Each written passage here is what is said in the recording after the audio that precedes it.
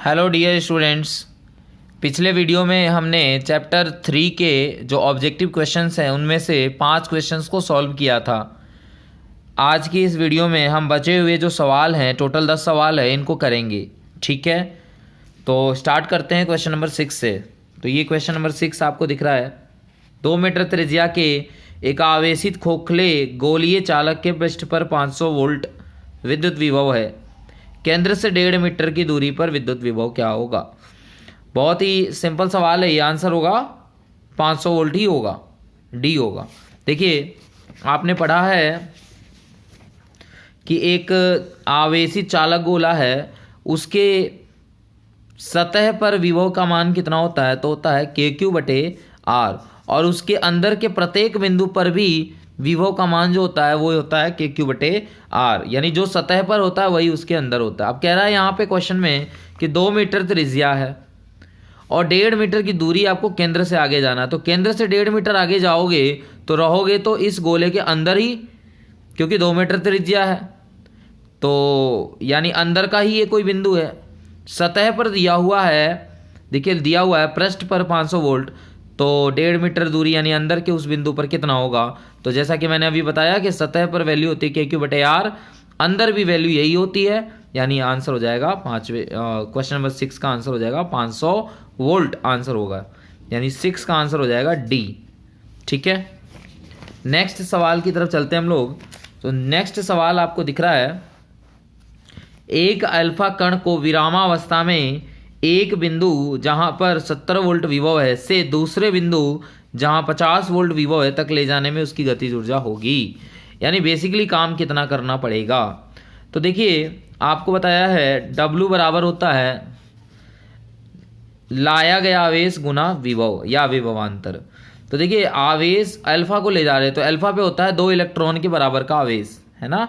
Alpha कण जो होता है उस पर आवेश कितना होता है, वो होता है 2 इलेक्ट्रॉन के बराबर का आवेश, यानी -2e। और विभवांतर देखिए, आप 70 से 50 पे जा रहे हो, तो मैंने कहा था कि जहाँ से जहाँ तक जाते हैं, मतलब A से अगर B तक जाते हैं तो B के विभव में से A के विभव को घटाते हैं।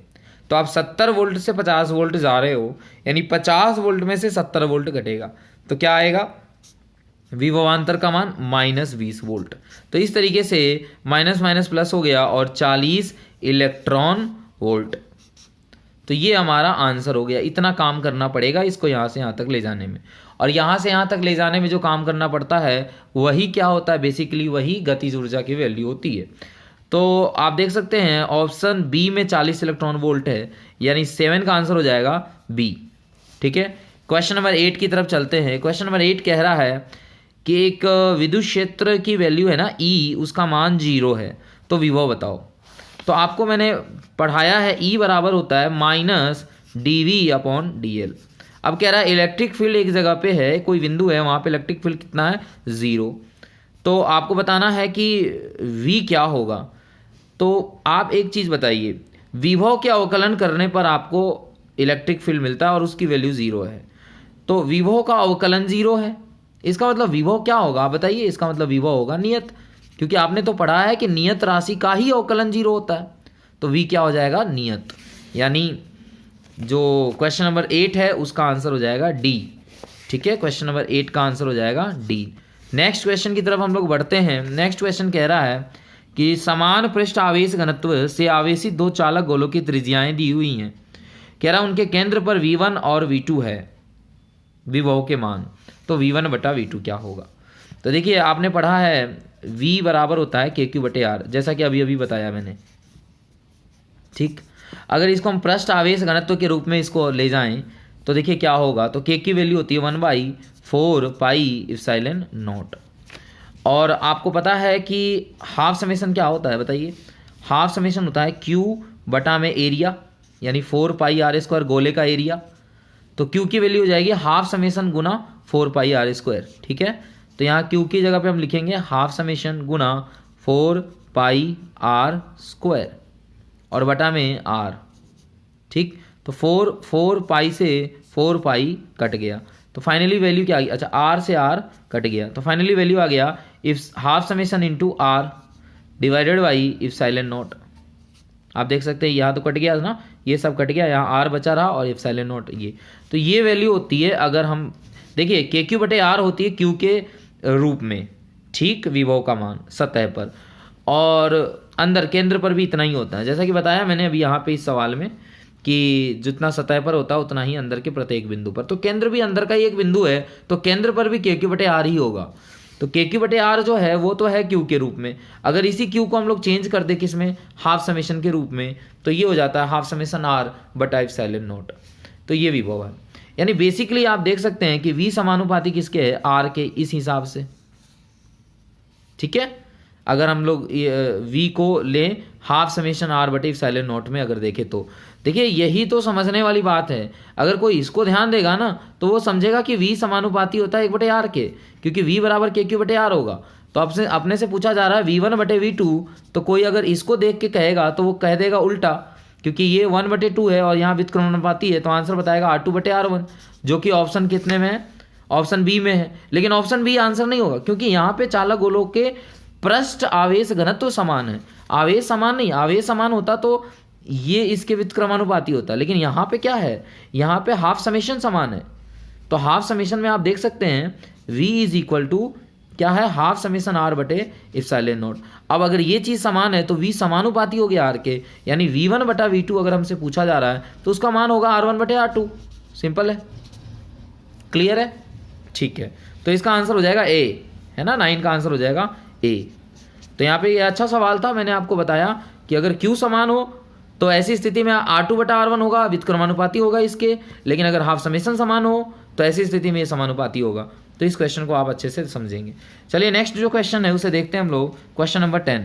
क्वेश्चन नंबर 10 क्लास में भी करवाया हुआ है, इजी सवाल है ये। देखिए V की वैल्यू हमें दी हुई है -5x प्लस 3y और प्लस √15z, ये दिया हुआ है। तो कह रहा है कि XYZ पर आप विद्युत क्षेत्र की तीव्रता बताइए। E बराबर आपको पढ़ाया था, याद करो, माइनस E वेक्टर बराबर पढ़ाया था माइनस डेल ऑपरेटर V, और याद करो इसको मैंने कहा था minus del V upon del X, I cap, del V upon del Y, J cap, del V upon del Z, K cap, ये वैल्यू होती है। यानी बेसिकली हमें क्या चाहिए, del V upon del X. आप बताइए इसका अगर आप del V upon del X निकालोगे तो ये तो नियत हो जाएगा 0, ये नियत हो जाएगा 0, इसमें -5 बचेगा, इसका 1 हो जाएगा, तो यानी del V upon del X क्या होगा, -5। तो बेसिकली माइनस के साथ मिला के तो 5 आई कैप आ जाएगा, हाँ या ना। Del V upon del Y क्या होगा, तो ये 0 और ये 0, तो 3 बचेगा, ठीक है। तो यहाँ 3 लिखा जाएगा लेकिन माइनस में हो जाएगा, तो -3 जे कैप। और del V upon del Z क्या होगा, तो ये 0 हो जाएंगे, ये दोनों नियत राशि होने के कारण, ठीक है। तो ये √15 और लेकिन माइनस में यहाँ पे माइनस लगा हुआ है, तो माइनस √15 के कैप। अब कह रहा है कि ये तो E वेक्टर हो गया ना, कह रहा है कि E वेक्टर का मान बताओ। तो E वेक्टर का मान क्या होता है बताइए, परिमाण, तो √i वाले का स्क्वायर, √j वाले का स्क्वायर, √k वाले का स्क्वायर, √ के अंदर ये हो जाता है। तो 5 का स्क्वायर हो जाएगा 25, 3 का स्क्वायर हो जाएगा, एक्चुअली -3 है तो 9 हो जाएगा फिर भी, और √15 का स्क्वायर क्या हो जाएगा, 15 हो जाएगा, ठीक है। √15 का स्क्वायर क्या हो जाएगा, 15, और ये सब आ जाएगा √ में। तो आप इनको जोड़ेंगे तो 25 और 15 कितने होते हैं, 40 और 9 49, 49 का रूट कितना होता है, 7 होता है। तो आंसर आ गया 7। अब देखिए 7 किस में, डी में है, तो 10वें का आंसर हो जाएगा, 10th का आंसर हो जाएगा डी। आई होप आपको ये समझ में आया होगा, ठीक है। तो 10 क्वेश्चन हमने कर लिए हैं, अब बचे हैं हमारे क्वेश्चन नंबर देखिए 11। तो क्वेश्चन नंबर 11 को हम लोग करते हैं। कह रहा है एक एकांक आवेश Q आवेश से r दूरी पर उसके चारों वृत्ताकार पथ पर घुमाया जाता, तब किया गया कार्य कितना होगा, ठीक है। तो इसका आंसर हो जाएगा डी, डी नहीं होगा, ए होगा, यानी 0 होगा। इसका आंसर हो जाएगा 0। क्यों, मैं आपको बताता हूँ, अभी जस्ट पहले चेक कर लेता हूँ मैं। बिल्कुल 11 का आंसर आप देख सकते हैं, 11 का आंसर ए है ना। तो ए मतलब 0 हो जाएगा। ये तो सिंपल है ना। आप क्या कर रहे हो, आप एक वर्ताकार पथ पे घुमा रहे हो, ठीक है, यानी एक बिंदु से चल रहे हो और घूम के फिर वहीं पे आ रहे हो। तो मुझे आप ये बताओ काम बराबर क्या होता है, काम बराबर होता है लाया गया आवेश गुना विभवांतर। अब आप जिस बिंदु से चलना प्रारंभ किए हो उसी बिंदु पर वापस आ गए हो, तो इसका मतलब ये है कि विभव में अंतर तो रहा नहीं ना। इस अगर बिंदु का नाम ए रखें तो ए से ए पर आ गए तो V A minus V A 0 हो जाएगा। तो तो विभवांतर 0 है, तो अगर v की वैल्यू 0 होगी तो काम क्या होगा, 0। तो काम नहीं करना पड़ेगा, 0 हो जाएगा, सिंपल सा सवाल है। तो 11 का आंसर हो जाएगा ए, है ना, ए हो जाएगा आंसर। चलिए बात करते हैं क्वेश्चन नंबर 12 की। तो क्वेश्चन नंबर 12 क्या कहता है, देखिए क्वेश्चन नंबर 12 कह रहा है एक इलेक्ट्रॉन को दूसरे इलेक्ट्रॉन की ओर ले जाने पर निकाय की विद्युत स्थितिज ऊर्जा क्या होगी।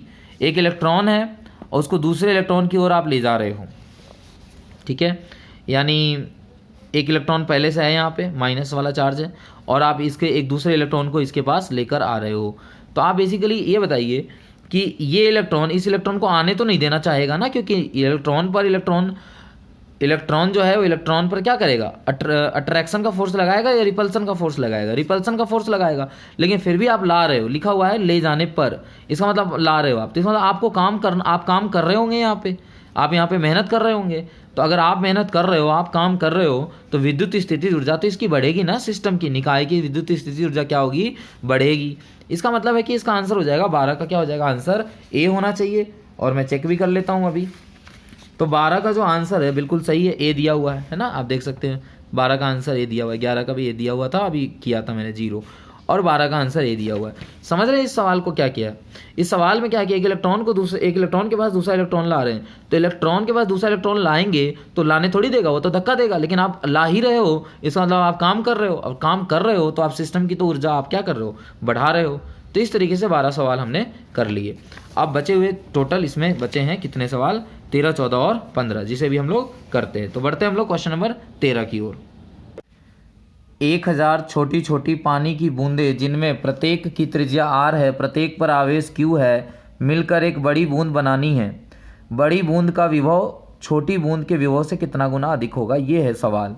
देखिए 1000 छोटी छोटी पानी की बूंदें हैं, तो देखिए हमने एक बूंद कंसीडर किया है जिसकी त्रिज्या क्या है, स्मॉल r है, ठीक है, पानी की एक है। ऐसी ऐसी टोटल कितनी बूंदें हैं, 1000 हैं, और एक पर आवेश मान लिया, मान में क्या है, स्मॉल q है। तो आप बताइए बड़ी बूंद का विभव बताना हमें, है ना, तो छोटी बूंद का पहले विभव बताइए, छोटी बूंद का विभव, तो इसको हम लोग लिखते हैं v, ठीक। तो v स्मॉल क्या होगा, ये हो जाएगा KQ/R, ठीक है, KQ/R ये हो जाएगा। अब 1000 छोटी बूंद मिलकर एक बड़ी बूंद बना रहा है, ठीक। तो इसकी त्रिज्या मैं मान लेता हूँ कैपिटल R है, इसकी त्रिज्या क्या है, कैपिटल R है। तो कैपिटल R बराबर क्या होगा, तो आप बताइए आयतन तो सेम होगा ना, तो ये बताइए एक बूंद का, एक छोटी बूंद का आयतन कितना होगा, तो 4/3 पाई r³, और इसको हम लोग गुना करेंगे किससे, 1000 से, 1000। तो ये किसके बराबर होगा, इसके आयतन के बराबर होगा, तो यानी 4/3 पाई, और ये हो जाएगा कैपिटल R³। क्लियर है, आयतन तो बराबर होगा। अब देखिए 4/3 कट गया, पाई कट गया। अब r³ बराबर क्या आया, r³ बराबर आया 10 × r³, ठीक है। 1000 को हम 10 का क्यूब लिख सकते हैं, तो 10 × r का। यहाँ से पता चल गया कि r का जो मान है, बड़ा वाला r, वो है छोटे r का 10 गुना, ठीक। और इस पर टोटल जो आवेश होगा वो होगा मान लीजिए बड़ा वाला q। तो बताइए बड़ा वाला q कितना होगा, बड़ा वाला q होगा कितने बूंदों से मिलकर ये बना है, 1000 बूंदों से मिलकर बना है, और एक बूंद पर कितना आवेश है, q आवेश हमने माना था, स्मॉल q। तो कैपिटल Q बराबर क्या हो जाएगा, 1000³, ठीक, क्योंकि एक बूंद पर स्मॉल q आवेश है, इसलिए 1000 बूंद पर 1000 Q के बराबर का आवेश होगा, और त्रिज्या हो जाएगा इसका 10 गुना, जैसा कि हमने यहाँ आयतन बराबर करके निकाला। तो इसलिए बड़े वाले बूंद का विभव क्या होगा, तो V लार्ज, स्मॉल वाले का हमने KQ/R लिखा था, देखिए, है ना, KQ/R लिखा था। और लार्ज वाले का क्या होगा, तो इसका होगा K capital Q divided by capital R, यानी हो जाएगा K कैपिटल Q की जगह लिखेंगे 1000³ और बटे कैपिटल R की जगह लिखेंगे 10R, ठीक है। तो ये 0 से ये 0 कट गया, तो क्या आया बताइए, 100। और KQ/R को हम लोग लिखेंगे, KQ/R को लिखेंगे VS, तो VS यानी V लार्ज क्या आया आप बताइए, V लार्ज की जो वैल्यू आई वो आई स्मॉल का 100 गुना। तो आंसर क्या हो जाएगा, 100 गुना हो जाएगा, यानी आंसर हो जाएगा 13 का बी। ठीक है, तो 13 का जो आंसर हो जाएगा वो हो जाएगा बी। आई होप आपको समझ में आया होगा। ये हमारा फाइनल आंसर है। देखिए कि बड़े वाले गोले पर जो विभव होगा वो छोटे वाले गोले पर विभव का 100 गुना होगा। ठीक है, ये रहा, अच्छा सवाल है ये, है ना। इसी तरह का आप क्वेश्चन नंबर 15 देख सकते हैं। 14 मैं अभी बताता हूँ, 15 पहले बता लेते हैं। तो देखिए क्वेश्चन नंबर 15 अभी हम लोग डिस्कस करने जा रहे हैं। क्वेश्चन नंबर 15, तो इसमें क्या है, 64 पारे की गोलियां हैं, यानी छोटी छोटी गोलियां कितनी है, 64, और प्रत्येक पर विभव कितना है, 10, यानी Vs का मान कितना दिया हुआ है, 10 वोल्ट दिया हुआ है, और इनसे मिलकर एक बड़ी वो बनाई जा रही है गोली। तो उस पर आपको बताना है विभव का मान क्या होगा। तो V लार्ज बराबर क्या होगा बच्चों, K कैपिटल Q और बटे में कैपिटल R। ठीक है, तो K कितनी टोटल मिल के बन रहे हैं, 64 पारे की गोलियां, यानी 64 इंटू स्मॉल क्यू हो जाएगा टोटल आवेश, और R का मान कितना होगा। तो देखिए यहाँ पे 1000 था तो 10R आया, 64 है तो 64 को 4 का क्यूब लिखेंगे। जैसे यहाँ पे 1000 को आपने लिखा 10 का क्यूब, वैसे ही उसमें 64 दिया हुआ है तो 4 का क्यूब होगा, यानी आप समझते हैं आयतन बराबर करोगे आप तो आपको R कैपिटल R का मान 4R आएगा, 4R। ठीक, तो यहाँ पे हो जाएगा 4 इंटू स्मॉल r। अब आप इसको 4 से इसको काटोगे तो कितनी बार में कटेगा, ये कटेगा 16 बार में। तो 16 इंटू के क्यू बटे आर, जो कि लिखा जाएगा Vs। समझ में आ रहा है, तो 16 Vs, और Vs की वैल्यू कितनी दी हुई है, Vs की वैल्यू दी गई है प्रत्येक पर विभव 10 वोल्ट, यानी छोटे वाले पारे के गोले पर कितना वोल्टेज है, 10 वोल्ट है, तो बड़े वाले पर कितना होगा, तो बड़े वाले पर 16 गुना Vs का मान 10 है, तो ये हो जाएगा 160 वोल्ट। तो 160 वोल्ट आंसर हो जाएगा 15वें का, यानी बी होगा इसका आंसर। तो इस तरीके से क्वेश्चन नंबर 15 का भी आंसर जो है वो बी होगा। ठीक, अब हम लोग एक लास्ट क्वेश्चन बच गया है, क्वेश्चन नंबर 14, इसको हम लोग डिस्कस कर लेते हैं। तो इसको मैं यहीं पर बता देता हूँ, है ना, यहाँ पे डायग्राम बना हुआ। देखिए ये पी है बिंदु, जो कि एक त्रिभुज का क्या है, शीर्ष है। ये भुजा ए है और ये भुजा ए है। इस बिंदु का नाम क्यू है। यहाँ पर प्लस 40 माइक्रो कुलाम रखा हुआ है, माइक्रो मिसिंग है यहाँ पर, और यहाँ पर माइनस 40 माइक्रो कुलाम है। सबसे पहले आप इस क्यू बिंदु का विभव बता दीजिए। तो देखिए जितनी दूरी ये होगा उतनी दूरी ये होगा, क्योंकि ये देखिए ये ए है और ये ए है, इससे हमने लंब डाला है, तो ये जो लंब है, क्योंकि ये समद्विबाहु त्रिभुज है, इसलिए ये जो लंब है वो इस भुजा को बराबर भुजा में बांटेगा, बराबर भाग में बांटेगा। यानी ये जितनी दूरी होगी उतनी दूरी ये होगी। इसका मतलब इसके कारण जो विभव यहाँ पर होगा उतना ही विभव इसके कारण भी होगा, लेकिन नेगेटिव में होगा। ये पॉजिटिव है, ये नेगेटिव है, इनके मान दोनों के समान है और दूरी भी समान है। तो क्यू बिंदु का विभव आप बताइए कितना होगा। क्यू बिंदु का विभव होगा 0, क्योंकि इसके कारण के क्यू बटा आर पॉजिटिव होगा और इसके कारण के क्यू बटा आर नेगेटिव होगा। तो बिंदु क्यू का विभव क्या होगा, 0 होगा। अब कह रहा है कि यहाँ P पर से कोई आवेश है, कितने कुलाम का, 1 कुलाम का। 1 कुलाम का आवेश P से Q तक ले जाना है। तो आपने पढ़ा है कितना काम करना पड़ेगा, ये क्वेश्चन पूछा जा रहा है। तो आपने पढ़ रखा है कि काम बराबर क्या होता है, काम बराबर होता है, क्वेश्चन नंबर 14 बता रहा हूं मैं, काम बराबर होता है लाया गया आवेश गुना विभव। अब आप बताइए बिंदु Q का विभव, आप आवेश 1 कुलाम ला रहे हो तो Q का मान तो 1 है, लेकिन आप जो आवेश ला रहे हो वो 1 कुलाम का है। कहाँ से कहाँ तक ला रहे हो, P से ला रहे हो, लेकिन ला कहाँ रहे हो, Q तक। तो Q बिंदु का विभव तो क्या है, 0। इसलिए आप बताइए यहाँ तक लाने में किया गया काम क्या होगा, यहाँ तक लाने में किया गया काम होगा 0।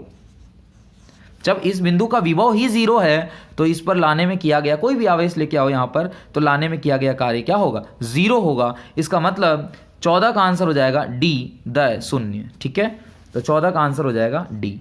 तो इस तरीके से बच्चों हमने टोटल 15 क्वेश्चंस को कंप्लीट कर लिया है। इस वीडियो में हमने चैप्टर 3 के टोटल 15 ऑब्जेक्टिव क्वेश्चंस को समाप्त कर लिया है। नेक्स्ट वीडियो में हम नेक्स्ट चैप्टर के जो ऑब्जेक्टिव क्वेश्चंस हैं उन्हें हम देखेंगे। तो ओके बच्चों, मिलते हैं नेक्स्ट वीडियो में।